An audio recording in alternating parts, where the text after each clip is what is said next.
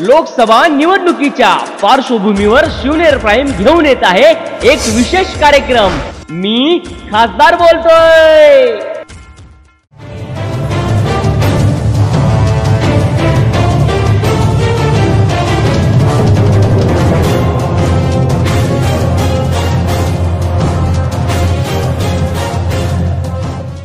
नमस्कार, मी अभय वारुळे। तुम्ही पाहतात शिवनेर प्राईमचा विशेष कार्यक्रम। मी खासदार बोलतोय। आत्ता आपण आहोत पेठ या गावामध्ये। हे पेठ हे गाव आपले असणारे महाराष्ट्र राज्य सरकारमध्ये असणारे आत्ता विद्यमान असणारे जे मंत्री आहेत, जे या ठिकाणी अन्न सुरक्षा या क्षेत्रामध्ये काम करतात, म्हणजेच पुणे जिल्ह्याचे पालकमंत्री गिरीश बापट यांनी गाव दत्तक घेतलेले आहे। त्याबद्दल ह्या लोकांच्या मनामध्ये काय भावना आहे, त्याचबरोबर आता असणारी शिरूर लोकसभा मतदारसंघाची जी निवडणूक आहे, जी खासदारांची निवडणूक आहे, त्या खासदारकीबद्दल ह्या प्रत्येक ग्रामस्थांच्या मनामध्ये नेमकं काय आहे हे आपल्या ठिकाणी जाणून घ्यायचं आहे। जाणून घेत असताना मला या ठिकाणी प्रत्येक गावात असणाऱ्या ग्रामस्थांबरोबर बातचीत करायची की तुमच्या मनात खासदार नेमका कसा असावा, त्याने काय काय गोष्टी केल्या पाहिजेत, ह्या संपूर्ण गोष्टी आपल्या ठिकाणी फार महत्त्वाच्या ठरणार आहेत। नमस्कार, काय नाव तुमचं? भगवान बेकादुमाळ, कुठे राहता? वरकड वस्ती। काय वाटतं तुमच्या मनातला खासदार कसा असावा? काय तिथं त्या प्रकार डोकं नाही चालत बहुत। का बरं? नाही मतदान करता का? मतदान करता का? हा करतो भाऊ। मग मतदान करत असताना तुम्ही असं एखाद्या नेत्याला मतदान करत असताना तुमच्या मनातला आवडतं असं काहीतरी असं मग काय असावं खासदार? खासदार चांगला पाहिजे ना, काय तिथलं नाही सांगते। बरं, मग आता शिवाजी आढळराव पाटील एका बाजूला आहे, डॉक्टर अमोल कोल्हे एका बाजूला आहेत, लढतायत। काय वाटतंय दोन उमेदवारांबद्दल? भाऊ मला नाही काय सांगते ते, अनुभव का बरं? नाही, अनुभव नाही एवढं, अनुभव नाही? नाही एवढं। नमस्कार, बोलता नाही। नाव तर सांगा। दत्तात्रय चक्कर कुठे राहता? वावरीला राहते। किती वेळा लोकसभेला मतदान केलं? 5 वर्ष झालं केलं मतदान। आतापर्यंत किती खासदार तुम्ही पाहिलेत? आतापर्यंत किती खासदार पाहिजे? आता 3 वर्ष होते। हा, मला एक सांगा, तुमच्या मनात 3 वेळा 5 वेळा ते आलं ते खासदार। तुमच्या मनातला खासदार कसा असावा? कसा असावं मी? त्याच्यामध्ये कोणते गुण पाहिजे? गुण काय सगळे सारखंच आहे, गुण किती घेतले तरी। ते राजकीय नेते सगळे सारखे असतात, तसं काय? तुम्हाला अनुभव आलाय काही? अनुभव आलेल्या शिवाय मी मतदान करतोय का? मला एक सांगा, आता तुमच्या गावात काय काय समस्या आहेत? काय काय सांगते काय आम्हाला? सुटल्या गेल्यात हा, किंवा नाही सुटल्या गेल्या? नाही नाही? बरं, मग मला एक सांगा की आता शिवाजी आढळराव पाटील एका बाजूला आहे, डॉक्टर अमोल कोल्हे एका बाजूला आहे, हे दोन उमेदवार तुम्हाला कसे वाटतात? आम्हाला जो पटतो शिवसेनेचा पटतोय। कसं काय? बरं वाटतंय, माणूस चांगला आहे तो। शिवसेनेचाच का? काम आहे कसं काय? डॉक्टर अमोल कोल्हे बद्दल काय वाटतं? नाही, तो यंदा उतरला ना, मैदानात आलाय ना तो। का 3 वर्षाचा मागत असं आहे ना। प्रमोद दुमाळ, कुठे राहतात? पेठ। ही लोकसभा आहे, ती लोकसभा तुम्हाला कशी वाटते? निवडणूक काय आहे, त्या निवडणुकीबद्दल काय वाटतं? काय होईल पुढे? पुढे आम्हाला आता गंभीर प्रश्न पाण्याचा आहे। 3 वर्ष झाले खासदार साहेब इथून निवडून आले, आश्वासन दिली कलमुडीचं पाणी तुम्हाला येईल, पण काय इथं अजून आलं नाही काही। आता दोन उमेदवार आहेत, एका बाजूला डॉक्टर अमोल कोल्हे आणि त्याचबरोबर शिवाजी आढळराव पाटील पुन्हा एकदा उभे आहेत। काय वाटतं दोन उमेदवारांमध्ये? आम्हाला तरुण चेहरा पाहिजे। तरुण चेहरा म्हणजे काय? अमोल कोल्हे। का बरं अमोल कोल्हे का? हुशारी, शिक्षण चांगलं आहे त्याचं, याच्यामुळं। अजून काय काय त्यांच्यामध्ये? हाय, बरंच गुणवत्ता आहे त्यांच्यात, करू शकतो माणूस तरुण असल्यामुळं। आता ही झाली अमोल कोल्हेंची। शिवाजी आढळराव पाटील यांच्याबद्दल काय वाटतं? नाही, दादांना काय आम्ही नाव नाही ठेवत, पण कामं नाही त्यांची आमच्या भागात। तुमच्याकडे काय काय कामं होणं गरजेची होती? पाण्याचा प्रश्न, शेतीला हमी भाव, अशा बऱ्याच गोष्टी। मला एक सांगा की आता जे विरोधक आहेत किंवा सत्ताधारी असतील, ह्या दोन नेत्यांमध्ये जे असणार, दोन पक्षांमध्ये कोणत्या विषयांवरून संघर्ष होणार आहे लोकसभेला? एक गाडा बैल महत्त्वाचा, आणि शेतीला हमी भाव नाही। एक गाडा जो बंदीचा जो विषय तुम्ही आता काढला, याला जबाबदार कोणी? जबाबदार म्हणण्यापेक्षा एकत्र येऊन यांनी गाडा बैल चालू केला पाहिजे होता। याच्यामध्ये कोणाकोणाचं चुकलंय?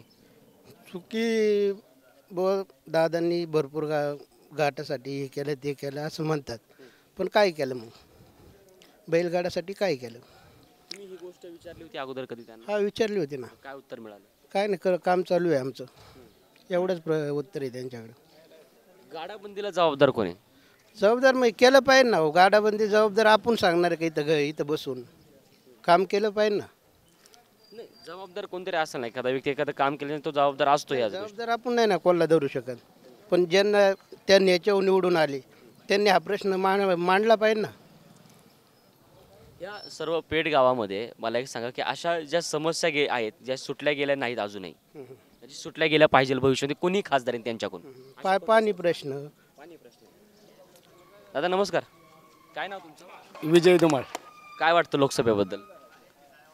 लोकसभेला दादाच येईल बहुतेक. दादा काय येतील?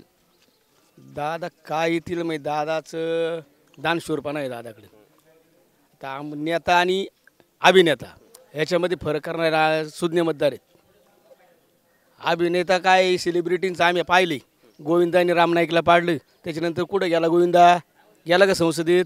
नाही गेला. तसंच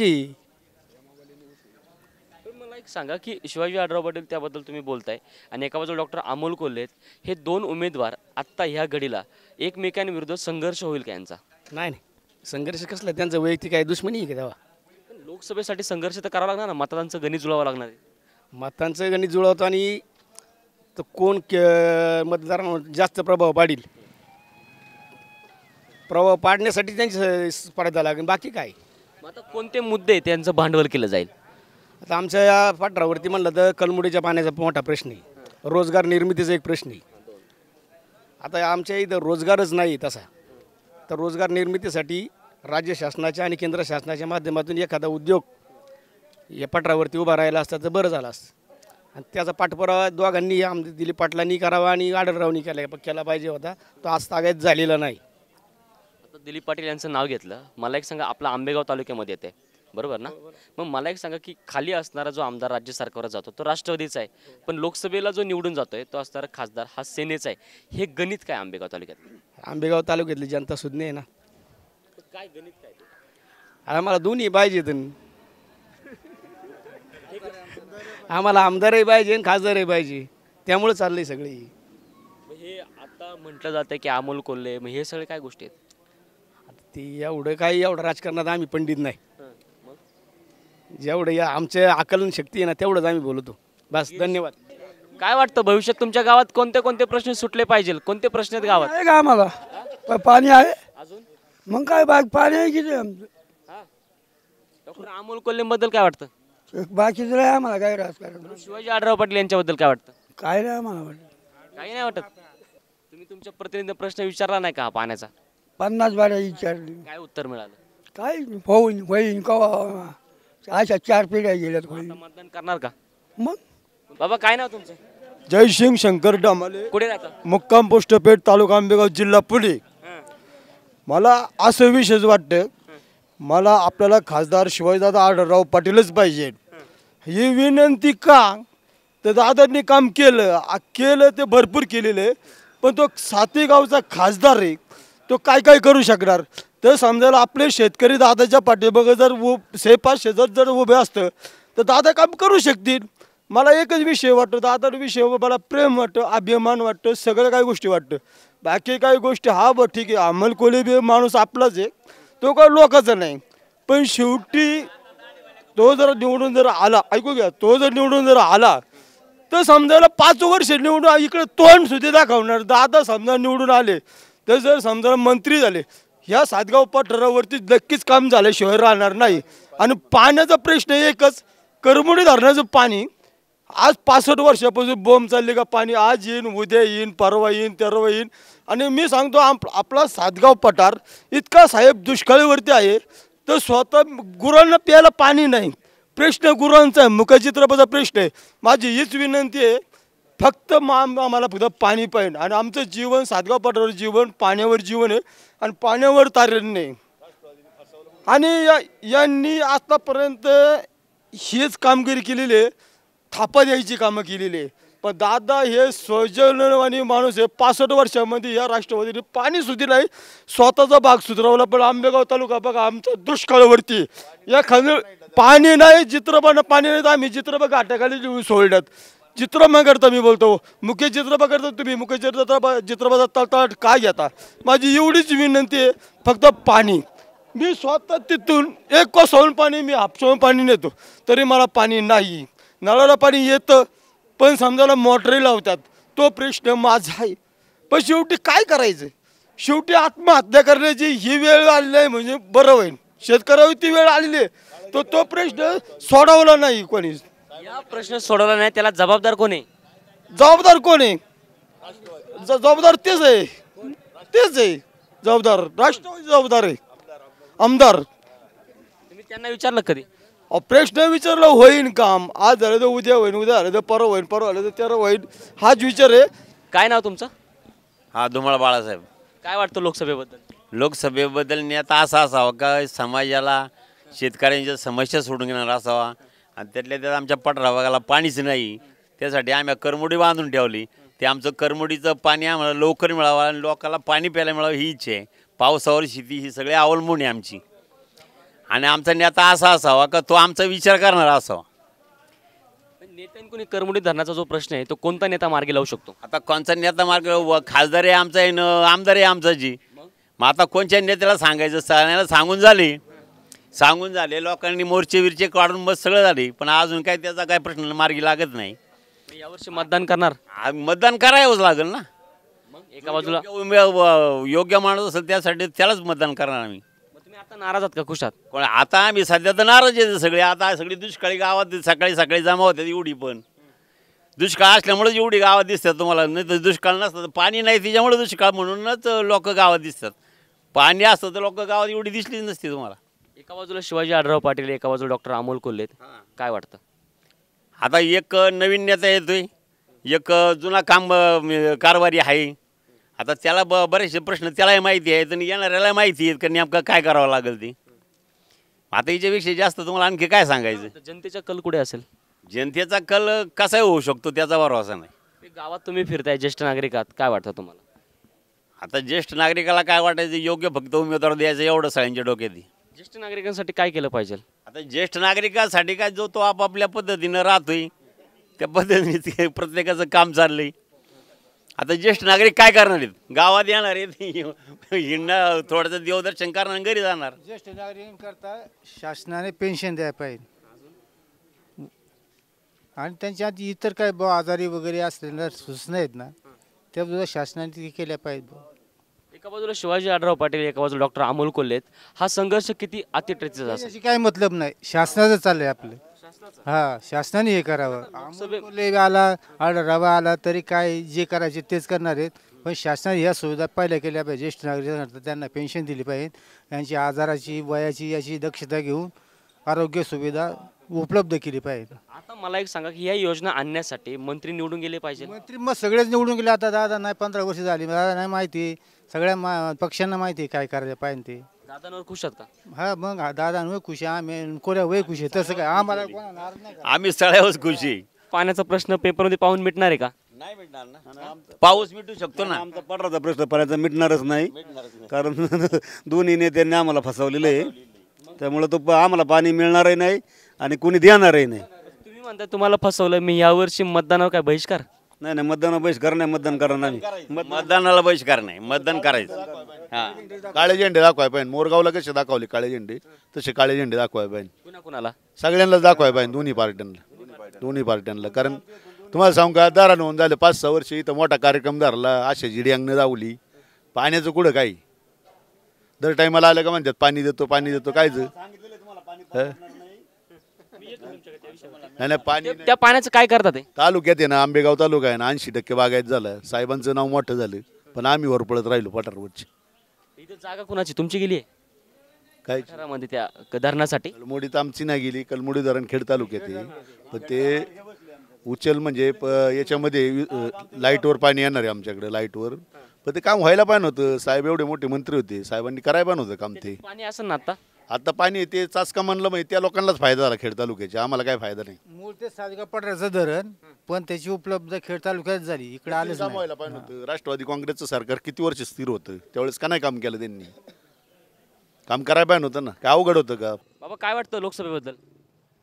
लोकसभेबद्दल मला असं वाटतं की हे चौकीदार नक्की कुणाचे आहेत? चौकीदार हा कुणाला असतो? पैशावाल्यांना. आता शेतकऱ्यांका काय पैसा आहे का? आम्हाला काय चौकीदार पाहिजे? आम्ही शेतकरी एक जण 2-2 गडी तर सहज आणू, आम्हाला काहीच कायला चौकीदार नाही का? या चौकीदारांना अशा आतमध्ये घातलं पाहिजे. दुसरं असं की आमच्या तालुक्यातील खासदार आणि आमदार दोन्हींच्या बाजूने उजवा कॅनाल गेल्यामुळं त्यांच्या गावांनी ऊस पिकवतो, इकडं अर्धा तालुका वर पळवतोय. याची त्यांना जाणच नाही अजिबात काही. शिरूर तालुक्यातूनच ह्या हायवेचं काम अर्धा अपुरं आहे. सर्वसाधारण शेतकऱ्यांची किती मुलं निघून गेली, बळी पडली. आता या सर्व खेडेगावात यात्रा भरतात या ग्रामदैवतांच्या. नवसाचं गाडं कुणाला संतती होत नसन, अशाला संतती व्हावं म्हणून त्या ग्रामदैवताला साकडं घातलं जातं. आणि त्या शेतकऱ्याची ती एक इच्छा पूर्ण होती, त्या बैलगाड्यावर बंदी. यांना त्याचं काहीच नाही ना. हा मी म्हणतो मी चौकीदार. दुसरं असं की आता हे पाण्याच्या संदर्भात पाहिलं तर प्यायला पाणी नाही. आमचा सातगाव पठार पार हुरपळून गेला आहे. यांची ही सगळं आश्वासनं अशी आहेत, एक वाटी रस्सा 5 वर्ष गप्पाचा, अशी चालली दणकून यांची. काय यांच्या ऐकता. वाघा बॉर्डरवर सर्वसाधारण शेतकऱ्यांची किंवा कुणाची मुलं बळी जातात तिथं. ह्या मंत्र्याला असा का नाही नियम निघत का एक पोर यांनी वाघा बॉर्डरवर पाठवायचं तरच मंत्र्याला निवडणूक तिकीट द्यायचं, असं का नियम निघत नाही. मला एक सांगा की आता लोकसभा शिरूर लोकसभा मतदारसंघात एका बाजूला शिवाजी आढळराव पाटील, एका बाजूला डॉक्टर अमोल कोल्हे, दोन उमेदवार तुम्हाला कसे वाटतात? आम्हाला दोन्ही चांगलेच देतात भाऊ. एका पक्षाचं आपल्याला काय कोणाची वाह करायची नाही, पण आता परिवर्तन थोडंफार पाहिजे. दादांच्या चुका काय झालेल्या आहेत त्यांनी त्या सुधारावात. नवीनही पक्ष येतो तोही सगळ्या इच्छा पूर्ण करीन, असं कशावरून? अमोल कोल्हेबद्दल काय वाटतं? आता दिसायला मग अभिनेता कट्टर आहे चांगल्या प्रकारे. आता कुणालाही आवडून होतं नाही का. दादांचं वय थोडं वय कमी जास्त झाले. आता हा कोणालाही आवडेल ना, पण आता तो तसा ते या कामात निघाला पाहिजे ना. मग काय दादांबद्दल काय वाटतं? दादांबद्दल आता कामं की अशी अपुरी ना आम्हाला आश्वासनं दिली, पूर्णच नाही हो. दादा मत चांगले आहेत, पण ही कामं सगळी अपुरीच ना. आता खाली 12 गावांना त्यांना सांगितले कलमुडी प्रकल्प सातगाव पठारासाठी झाला. त्यातून म्हणले एका वेळ नदीच्या पात्रातून बंद लाईनद्वारे पाणी त्या 12 गावांना द्यायचं, निवडणुकीच्या अगोदर द्यायचे निवडून त्यांनी आश्वासन दिले. ही 7 गावं नाराज करायची, त्यांना पाणी द्यायचं. काम तर कुठं अजून सुरूच नाही. मग ती 12 अधिक ही 7 19 गावं पहिलीच नाराज करून ठेवली का नाही. त्यांना आश्वासन दिलं निवडणुकीच्या आधी तुम्हाला पाणी देणार आणि पाणी नेणार ते ह्या 7 गावांचं. या लोकसभेवर याचा परिणाम होईल का? नक्कीच काहीतरी झाल्याशिवाय राहणार नाही. काय वाटतं, शिवाजीदादा की अमोल कोल्हे? ते नाही मी सांगू शकत. काटे की कसरत ये सब. हा, आता गावामध्ये बायपास झालेला आहे बाहेरून, त्या बायपासचा आपल्या गावचा फायदा संबंध काय? कशाशी? आता इथून एक बायपास गेलाय गावाच्या शेजारून, जो गावाच्या बाहेरून गेला बाह्य वळण. ह्या गावामधून जुना हायवे होता असं आम्ही ऐकलंय. मग हायवे बाहेरून गेल्यामुळे गावाचा तोटा झालाय का फायदा झालाय? आता इथं एसटीची यायला कबूल नाही राहत सध्या तरी. ज्येष्ठांना आम्हाला तिथून जाता येईल का? इथं एकतर एखादी गाडी कुठे 1-2 गाड्या आहेत त्या घेत नाही, म्हणजे पेट घ्यायचं नाही, पेट बसू नका अशी तरा चालू आहे सध्या. मग 15 रुपये तिकीट द्यायचं रिक्षावाल्याला आणि त्यांनी न्यायचं. मला वाटतं की आता भविष्यामध्ये भरपूर बायपासचे कामं चालू आहेत, भरपूर गावांमधून बायपास काढलेत. किती दिवस चालायचं असं काम? निधी पाडला, सगळं झालं. प्रत्येक खासदार आणि आमदाराचं आमच्याकडं जर उद्घाटनाचा जर बोर्ड आला तर 10-20 वर्षापूर्वी झालेल्या कामांचे तीच नाव आणि तीच निधी, तोच निधी. 15 कोटी मंजूर, पठारासाठी 10 कोटी मंजूर. नुसतं हेच लिस्ट आहे ते सगळं. कागदावरचे आकडे गावात उतरलेत का? कुठं काय आहे प्रत्यक्षात कृतीमध्ये? कारण ते मी मगाशी सांगितलं नाही, एक वाटी रस्सा 5 वर्ष बसा. आता या लोकसभेला तुम्ही ज्येष्ठ आहात, सगळे ज्येष्ठ मंडळी मिळून तुम्हाला काय वाटतं काय करेल? आता काय ज्येष्ठांनी काय करायचं असते? आता तुम्हाला तर आपल्या घरात तरी कितपत चालत आहे अशापैकी आहे ना. ठराविक लोकांचं चालत आहे, घरात चालत नाही ज्येष्ठांचं. चालतंय पण तेवढ्या पुरती चालत आहे ना, लगेच हातवर करीत आहेत ना. पूर्वी असं व्हायचं का घरात? पूर्वी असं कधी होतं का? पूर्वी असं कधीच नव्हतं. विश्वास होता, कोणाला तरी मानित होतं, गावात मानित होते. तर एक कार्यकर्ता जर बोलला तर तो सगळं मान्य करीत होतं ग्रामस्थ. गावची एखादी मीटिंग असेल तर तो बोलला, सरपंच बोलले अर्थात, तरी त्यावेळेला तो मान होता, सन्मान होता. आता जो तो आपला अहंपणा एक गोरपणा तयार झाला आहे. चुलीपर्यंत गटबाजी झाली, बायको एका पक्षाची, नवरा एका पक्षाचा, पोरं तिसऱ्याच याच्यात. साधं नाही. बाजार नव्हती त्याच्यामुळं 60-65 रुपये किलोने कांदा घालावा लागला आणि ते परवडत नाही मजुरीच्या दृष्टीने. मध्ये तुम्ही तरुण आहात, काय काय ठरवलंय तुम्ही? आम्ही तरुण आहोत. आम्ही असं ठरवलं आहे का जो नेता सर्वसामान्यांमध्ये राहील आणि जो आपलं गेल्यावर काम होईल बो असा उमेदवार आणि असा माणूस आम्हाला पाहिजे. इथून मागे कामं झाली नाहीत का? कामं झाली पण ती असं म्हणजे जे पाहिजे ते काम नाही झाले. हे आपले रस्ते वगैरे हे झाले, बैलगाडा शर्यत झाली, गाठ झाली, पण ते 7-8 वर्ष ते बंद आहे. त्याच्यावर पाठपुरावा झाला. बंदीला जबाबदार कोणी? जबाबदार कोणी असं म्हणता येत नाही, पण ते जबाबदार तर कोणीच नाही. ते काही एकामुळं झालेलं नाही, पण चालू करायला सगळ्यांनी एकत्र गेलं पाहिजे ना. पेटा असू द्या, पण तो काय शेतकऱ्यांच्या बैलाला खायला घालाय, तो काय करायचा? तो लोकांचा छंद आहे. हा छंद आज नाही, यात्रा जेव्हापासून चालू झाले तेव्हापासूनचा छंद आहे शेतकऱ्यांचा. शेतकऱ्यांचा आनंद तेवढा आनंद सुद्धा त्यांनी हिरावून घेतलाय. म्हणजे यात्रा बंद झाल्या, लोकांना करमणुकीची साधनं नाही राहिली, कोणी कोणाकडे जात नाही, आर्थिक लोटायला बंद झाली. आणि सोरिकी तो गाड्याच्या माध्यमातून कसं होतं, एकमेकाला लोक भेटत होती, सोरिकी एकमेकाच्या होत होत्या, पण गाड्याचं माध्यमच बंद झाले, त्याच्यामुळे सोरिकी सुद्धा बंद झाल्या. काय त्यातल्या त्यात आमचा पठारपट्टा असल्यामुळे आमच्या कोणी मुलीच देती नाहीत, कारण इथं पाणीच प्यायलाच नाही, दुष्काळी आहे सारखी. त्या पेटा संस्थेचं काय म्हणणे मला माहित नाही. ते म्हणतात की बैलांवरती अन्याय होतो. मग बैलांचा अन्याय हा त्यांचं म्हणणं हे खोटे, बैलावर अन्याय होतो. येऊन बघा प्रत्येक शेतकऱ्याच्या दावणीवर तो माणूस लहान मुलांपेक्षा त्या जनावरांना किती जीव लावतो, त्यांना किती जोप असतो. त्यांना म्हणा आमच्याकडे या, आमच्या दावणीला बैल सांभाळून बघा तुम्ही, त्यांच्यावर कुठला अन्याय मग बोला. कुत्रा पाळता तुम्हाला, कुत्री पाळता फक्त तुम्ही, मांजर कुत्री पाळता ती पाळा तुम्ही म्हणा फक्त, आणि त्यांना जीव लावा म्हणा. हे मुख्या जनावराला आम्ही जीव लावतो, तो काय साठी लावतो? त्यांच्यापासून शेती करता येते आणि गाडा पण पळवतो, तेवढं समाधान त्या शेतकऱ्याला आहे. आमचं तर म्हणणं आहे याच्यावर कोणता तरी राजकीय पुढाऱ्याचा हात असेल त्या पेटा संस्थेला, ते त्यांना पैसे पुरत असतील म्हणून ते बंद करतात. म्हणून त्यांनी बंद केलं. गाडा का बंद होऊ शकतो? हे चालू होत नाही. डान्सबार काही लिगली उद्योग आहे का ते चालू होतात, मग बैलगाड्याचं काय एवढं विशेष काय त्याच्यात? डान्सबार बंद झालेला चालू झाला, बेरवार चालू बंद केलं, त्या मध्ये सरकारने परत चालू केलं, सगळं चालू होतं. बैलांचं काय झालं? काय नाही, हेच चालू व्हायला पाहिजे. बैलगाडी हे चालू आहे, पण प्रत्येक ठिकाणी जे यात्रा असते, देवाचा उत्सव असतो, तो एक दिवसाचा एक आनंद असतो प्रत्येक गावचा. त्याच्यामुळे पाहुणे रावळे एकमेका जात नाही, येत नाही, काही नाही, गाडा बंद असल्यामुळे. जनरली जर विचार केला आपण तर बैलांचा घाटामध्ये एक उपयोग होतो. त्याचबरोबर जे सहकारी कारखाने शेतीला होतो, मग त्यानंतर सहकारी कारखाने असतात, तिथं बैलगाडा, ती ऊसाची गाडी, त्या ह्या सगळ्या गोष्टी आहेत. मग एकंदरीत फक्त ते म्हणतायत असं त्यांना वाटतं की बैलांचा वापर हा घाटात होतो, मग अन्याय होतो. त्याबद्दल काय वाटतं? नाही, चुकीचं आहे, त्यांचं म्हणणं चुकीचं आहे. क्षेत्रामध्ये बैल वापरला जातो, तिथे अन्याय होत नाही का? मग आता जनावर कत्तलखान्याला चालल्यात, ते अन्याय नाही होत का त्यांच्यावर? कत्तलखान्याला जनावर ह्या वर्षी किती गेल्या, दुष्काळ पडल्यामुळे शेतकऱ्यांकडे 2-2, 4, ज्याच्याकडे 10-10 जनावर होते त्याच्याकडे 2-2, 4-4 राहिलेत आज. अशी शेतकऱ्यांची अवस्था, कारण चाराच कमी आहे यावर्षी. शिरूर लोकसभा मतदारसंघात बैलगाड्यावरती चर्चा करून राजकारण होणं गरजेचं आहे की योग्य आहे?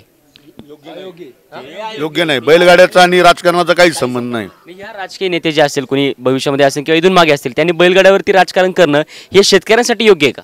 बैलगाड्यावर कोणीच कंच्याच नेत्यांनी राजकारण करावं नाही, कारण त्यांच्या हातातलीच गोष्ट नाही, हे कोर्टात गेलेला विषय. त्यामुळे दादांनी म्हणायचं नाही मी बैलगाडी चालू करतोय, राष्ट्रवादींनी म्हणायचं नाही, ते कोर्टात मिटन त्या टायमालाच बैलगाडी चालू होती. काय वाटतं तुम्हाला? व्हायला पाहिजे, चालू व्हायला पाहिजे. तुम्हाला चालू व्हायला पाहिजे. यावर्षी तुम्ही परिवर्तन करणार आहे का आपले जे पुढारी आहेत तेच पुढारी परत एकदा? अजून सगळ्यांना ठरवायची ती, गाव ठरवणार निश्चित नाही, गावही नाही, प्रत्येकाने ठरवलेलं आहे कोणाला मत द्यायचं, प्रत्येकाने ठरवले. आम्ही असं कुणाला सांग काय वेळेला बहिष्कार आहे घालू प्रसंग पडला तर बहिष्कार मनोहर करणार आहे. काय वाटतं लोकसभेबद्दल? आता लोकसभेच्या निवडणुका आता होऊ घातलेल्याच आहेत ना. आता एका बाजूला डॉक्टर अमोल कोल्हे, एका बाजूला शिवाजी आढराव पाटील आहेत. हे दोन उमेदवार दिलेले आहेत, पण आपल्या शिरूर लोकसभा मतदारसंघामध्ये काही प्रश्न आहेत, जे सुटले गेलेत, जे सुटले गेले नाहीत, त्यावरती काय वाटतं तुम्हाला? सगळ्यात महत्त्वाचा जो प्रश्न आहे माझ्या दृष्टीने की लोकसभा मतदारसंघामध्ये जे लाखो बेरोजगार तरुण आहेत, ह्या तरुणांसाठी गेल्या 15 वर्षामध्ये विद्यमान खासदारांनी कुठल्याही प्रकारचं काही केलेलं नाही. विद्यमान खासदार स्वतः कारखानदार आहेत, कारखानदारांचे मित्र आहेत, तरीसुद्धा गावातून तालुक्यातून 5-50 शेकडो जी तरुण यांना जो रोजगार मिळाला पाहिजे तो त्यांच्याकडून रोजगाराच्या बाबतीत कुठल्याही सोडवणूक झालेली नाही. त्यामुळं बेरोजगारी वाढलेली आहे आणि बेरोजगारी वाढली म्हणजे सगळ्याच बाबी वाढल्या. त्याच्यामध्ये तरुणांच्या हाताला काम नाही, त्यांचे आईवडील चिंतेत आहेत, त्यांची लग्न होत नाहीत, सगळ्याच बाबी आहेत महत्त्वाच्या नाही. तरुणांचा प्रश्न मांडला, पण तरुण आपल्या भागातले उत्साही आहेत का नोकरी करण्यासाठी? तरुण उत्साही आहेत. आज आमच्या गावामध्ये 25 इंजिनियर आहेत की जे 10,000, 5,000, 8,000 काम करतात. म्हणजे त्यांच्या शैक्षणिक पात्रतेचा कुठेही विचार होत नाही, कुठेही त्या शैक्षणिक पात्रतेचा विचार होत नाही. आणि मग असा मतदारसंघामध्ये लाखो तरुण बेरोजगार आहेत ना. आणि ज्या वेळेला खेड तालुक्यातलं विमानतळ बाजूला जातं त्यावेळेला तिथं औद्योगिक मंदी आलेली. औद्योगिक मंदी आली म्हणजे तिथं त्या ठिकाणी जो रोजगार होता तो रोजगारसुद्धा घटलेला आहे आणि त्याचा परिणाम सगळ्याच्या प्रत्येकाच्या जीवनमानावर झालेला आहे. याला जबाबदार कोणी? याला जबाबदार आता विद्यमान खासदार आणि हे सरकार आहे. परिवर्तन झालं पाहिजे, परंतु परिवर्तन होत असताना समाजापुढं जो जाहीरनामा आला पाहिजे की समजा अमोल कोल्हेच्या रूपानं जे राष्ट्रवादीने उमेदवार दिलेत त्यांचा बी तरुणांच्या बाबतीत, शेतीच्या बाबतीत, पाण्याच्या बाबतीत काय दृष्टिकोन आहे त्यांचा जाहीरनामा आल्यानंतर आम्ही आमची भूमिका ठरवू. तर मग मला एक सांगा की आंबेगाव तालुक्याचं एक चित्र वेगळं असतं कायमच. लोकसभेमध्ये, शिरूर लोकसभा मतदारसंघ किंवा महाराष्ट्रामध्ये ह्या असणाऱ्या आंबेगाव तालुक्याची चर्चा असते की खाली असणारा स्थानिक आमदार राज्य सरकारवर जाणारा राष्ट्रवादीचे असणारे मताधिक्य घेऊन राष्ट्रवादी पक्षाचा असतो, पण लोकसभेला जो असणारा खासदार निवडून जातो तो सेनेचा असतो. हे कसं काय? नाही, त्याचा तो विषय असा आहे की तालुक्यातले 2 लोकप्रतिनिधी कुठल्याही गावाला समजा दोन तिकीट मिळाली, जिल्हा परिषद मिळालं, पंचायत समिती मिळालं, पक्ष जरी वेगळे असले तरी त्या गावाला किंवा त्या तालुक्याला आपल्या माणसाचा अभिमान असतो की बाबा आपला खासदार व्हावा. ह्या माणसातून काही लोक न्यूट्रल असतात, ह्या पक्षाची लोक त्यांनाही मदत करतात आणि नंतर पुढच्या वेळेला पूर्वीप्रमाणे मदत करतात. असा तो प्रकार आहे. व्यक्ती म्हणून जायचं की पक्ष म्हणून जायचं? नाही, व्यक्ती म्हणून मतदान केलं पाहिजे आणि पक्षाचं तसं काय पक्षाच्या जाहीरनाम्यामध्ये फार काही आहे आणि त्याची अंमलबजावणी होते असं मुळीच नाही. व्यक्ती जितकी ॲक्टिव्ह असेल, व्यक्तीची मानसिकता जितकी चांगली असेल आणि उमेद असेल करण्यासाठी तरच तशी माणसं काहीतरी करू शकतात ना. आतापर्यंत तुम्ही किती जाहीरनामे पाहिलेत? जाहीरनामे पुष्कळ पाहिले. 2004चा खेड लोकसभा मतदारसंघाचा आराखडा आमच्या नजरेसमोर आहे. त्या आराखड्यामध्ये जे जे सांगितलं आहे त्यातलं काहीच झालेलं नाही. सगळ्यात महत्त्वाचा प्रश्न आहे पाण्याचा. काही भाग मतदारसंघातला नुसता आमचा सातगाव पठारच नाही तर मतदारसंघातला बराचसा काही भाग पाण्यापासून वंचित आहे. आज परिस्थिती अशी आहे की पाणी नसल्यामुळं लोकांना मैल 2-2 मैल महिलांना एक हांड्यासाठी जावं लागतं आहे. पाण्याची सोय नाही. कळमोडीसारखा प्रकल्प 1993 साली ज्याचं इस्टिमेट 54 कोटीचं होतं ते धरण होऊन 10 वर्ष पूर्ण झाल्यात. पुढच्या कामाचं काय नाही, नुसती सांगायची वर्क ऑर्डर निघाली. वर्क ऑर्डर निघाली तर थांबवली कोणी याचं उत्तर पाहिजे ना. हे विचारलं का तुम्ही? हो, अनेक वेळा विचारून झालं. उत्तर मिळालं? उत्तर देत नाहीत. आता त्या विषयाला स्पर्श करत नाहीत. सातगाव पठार आणि खेड तालुक्यातला काही जो भाग आहे पाण्यापासून वंचित, ह्या भागाच्या पाण्याच्या प्रश्नासाठी काही विचारलं तर त्याच्यावर कुठल्याही प्रकारचा कुठलाही नेता स्टेटमेंट देत नाही, कारण तो अनेक वर्ष प्रश्न रेंगाळलेला आहे. आता जे आमदार आहेत ते तुमच्या तालुक्यामध्ये आणि खासदार तुमच्या तालुक्यामध्ये, ह्या 2 नेते मंडळींनी हा प्रश्न मांडला होता का? प्रश्न अनेक वेळा लोकांनी मांडलेला आहे. आपल्या पद्धतीने लोकांनी तो प्रश्न मांडलेला आहे. जे समजा गटागटाने नेत्यांकडे जातात ते सुद्धा म्हणतात की व आमच्या तेवढ्या कळमोडीच्या प्रकल्पाचं बघा. मग त्यांना हीच उत्तरं मिळतात ना, दोघांकडून हीच उत्तरं मिळतात. तसं पाहिलं तर ही दोन्ही माणसं या बाबीला कारणीभूत आहेत. मला एक सांगा आता की खासदारांवर बोललोय, आमदारांवर बोललोय, पण गावाच्या बाहेर एक बोर्ड लागला की हे कोणीतरी पालकमंत्री आहेत, त्यांनी हे गाव दत्तक घेतलंय, त्यांची भूमिका गावामध्ये काय? पालकमंत्र्यांनी फार काही या गावामध्ये केलेलं नाही. पालकमंत्री असताना सुद्धा फार काही केलं नाही. पालकमंत्री म्हणजे तो पालक आहे आणि पालकाची भूमिका अशी असते की आपल्या मुलांना चांगल्या पद्धतीनं शिक्षण मिळालं पाहिजे, त्यांच्या आरोग्याच्या सुविधा केल्या पाहिजे, त्यांना चांगल्या पद्धतीचं शिक्षण मिळालं, सगळ्या गोष्टी. पण पालकमंत्र्यांनी नुसता बोर्ड आहे, परंतु या गावामध्ये पालकमंत्र्यांच्या माध्यमातून काय भरीव काम झाले असं मला वाटत नाही. या बाजूला पवनचक्की लावली आहे, ते काय प्रकारे? पवनचक्की लावली ते आता इतकं काय मला माहीत नाही, परंतु एक ग्रामपंचायतीच्या माध्यमातून कुठल्या तरी योजनेमधून त्या पवनचक्क्या लागलेल्या आहेत. त्याचा फायदा होतोय गावाला? फायदा थोडाफार होतो. कशासाठी? पाण्यासाठी थोडंफार, याच्यासाठी होतो थोडाफार, विजेसाठी थोडा होतो. पालकमंत्री या गावामध्ये विकास करण्यामध्ये किती टक्के पास आणि किती टक्के नापास आहे? पालकमंत्री या गावाचा विकास करण्यामध्ये 80% फेल आहेत आणि 20% त्यांना मार्क दिले. थोडेफार काय फायदा झाला, कारण अनेक जे प्रश्न आहेत या गावातले छोटे मोठे रस्त्यांचे, पालकमंत्री असताना म्हणजे त्यांना एक स्वतंत्र अधिकार असताना त्या अधिकाराचा वापर आणि त्यांनी या गावासाठी काय केलेलं नाही तसं काय. धन्यवाद. या गावामध्ये पालकमंत्री गिरीश बापट यांनी गाव दत्तक घेतलंय. पण दत्तक घेत असताना मला या ठिकाणी वारंवार सांगायचं की प्रत्येकाची प्रतिक्रिया मात्र वेगळी येते. प्रत्येक असणारा जनसामान्य असणार आहे, प्रत्येक लोकसभेबद्दल आपल्या उमेदवाराबद्दल चर्चा करतात आणि चर्चा करत असताना या ठिकाणी आपल्या उमेदवाराबद्दल बाजू मांडली आहे किंवा आपल्या उमेदवारावर मी नाराज काय किंवा असणारे जे खासदार असतील विद्यमान ते किंवा येणारे नवीन खासदार असतील त्यांच्याकडून काय अपेक्षा आहेत या पेठ गावामधून आपल्याला पाहायला मिळेल. या जनतेमध्ये एक वेगळी असणारी भूमिका पाहायला मिळाली की या जनतेमध्ये पाण्याचा प्रश्न फार महत्त्वाचा आहे. या गावाला पाणी नाही आहे आणि त्या पाण्यावरून आता हे निवडणुकीची असणारी पुढची सूत्र ठरणार आहेत. म्हणून वेळ झाली इथेच थांबण्याची. तुम्ही मात्र कुठेही जाऊ नका, पाहत राहा फक्त शिवनेर प्राईम आणि शिवनेर प्राईमचा विशेष कार्यक्रम. मी खासदार बोलतोय. धन्यवाद. शिवनेर प्राईम टाइप करून सबस्क्राइब करा, घंटीच्या बटनावर टिक करा, लाईक करा आणि शेअर करा.